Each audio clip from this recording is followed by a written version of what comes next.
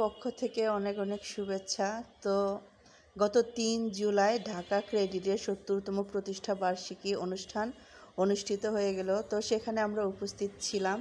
তো পুরো অনুষ্ঠানে থেকেছি সেই ৬টা থেকে রাত প্রায় ১০টা পর্যন্ত ছিলাম বলতে গেলে। তো সব মিলিয়ে অনেক বেশি ভালো লেগেছে। তো অনুষ্ঠানে যেটা ছিল সেটা হলো প্রার্থনার মাধ্যমে অনুষ্ঠান শুরু, তারপরে প্রতিষ্ঠা বার্ষিকী উপলক্ষে মোমবাতি প্রজ্বলন ছিল, তারপরে কেক কাটা হয়েছিল, অনেক সবাই মিলে অনেক মজা করে কেক খেয়েছি। তো সবার জন্য কেকের ব্যবস্থা ছিল। আর ম্যাগাজিন ছিল, ম্যাগাজিন দিয়েছে সবাইকে।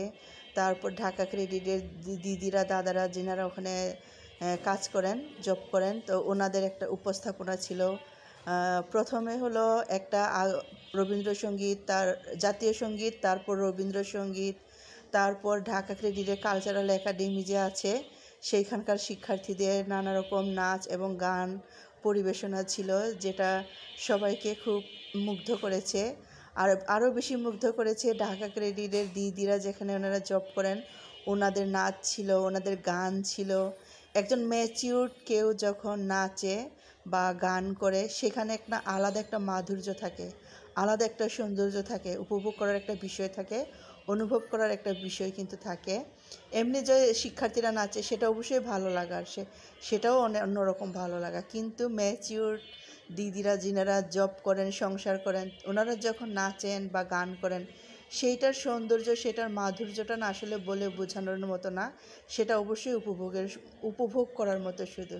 তো সেই বিষয়গুলো অনেক ভালো লেগেছে, যে বিশেষভাবে যিনারা যে দিদিদের গানটা, ওনাদের নাচটা তো শেয়ার করতে পারি না কেন, ভিডিওতে কপিরাইট চলে আসলে এমনিতেই আমাদের যে কন্টেন্ট মনিটাইজেশন সেখান থেকে কিন্তু একেবারে আর্নিং নাই বললেই চলে।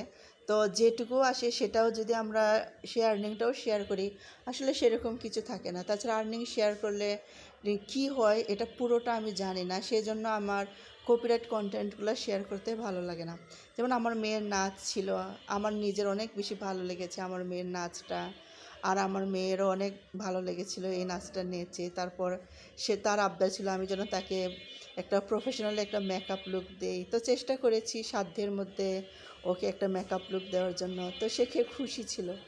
তো কিন্তু নাচটা আপনাদের সাথে শেয়ার করতে পারছি না কপিরাইট কন্টেন্টের জন্য। তো দেখি প্রোফাইলে দিয়ে রাখবো সেটা ভাবছি। তো সব মিলেও পুরো অনুষ্ঠান ছিলাম, তারপর অনেক মজার খাবার খেয়েছি, এটা অবশ্যই একটা ছিল। মনে করুন পুরো অনুষ্ঠান ভালো হলো, নাচ গান হলো, সব কিছু হলো, কিন্তু খাওয়া হলো না, সেটা কি পূর্ণতা পায়? অবশ্যই পূর্ণতা পায় না। পুরো একটা অনুষ্ঠান সব কিছু ভালো থাকবে, তারপর যদি খাওয়াটা ভালো থাকে সেটা একটা পূর্ণতা আসে, আত্মতৃপ্তি আসে, সব মিলে ভালো লাগে। খাওয়াটা অবশ্যই জরুরি মানুষের জন্য। অনেকেই বলে কি খাওয়াটা মেইন না। হ্যাঁ, খাওয়াটা মেইন না, বেঁচে থাকার জন্য তো খেতে হবে, কিন্তু একটা অনুষ্ঠানে কিন্তু খাওয়াটা অবশ্যই একটা ম্যান্ডেটরি বিষয়। তো সে যা হোক, খাবার দাবার খেয়েছি, খাওয়া নিয়ে অনেক কথা বলছি কারণ ক্ষুধা লাগছে।